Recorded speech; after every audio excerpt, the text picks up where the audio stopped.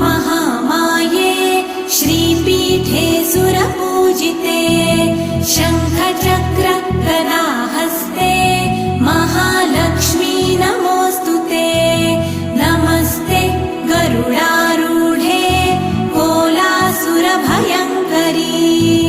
सर्वपाप हरे देवी महालक्ष्मी नमोऽस्तुते महादेव्यै च विद्महे विष्णुपत्न्यै च धीमहि तन्नो लक्ष्मी प्रचोदयात्।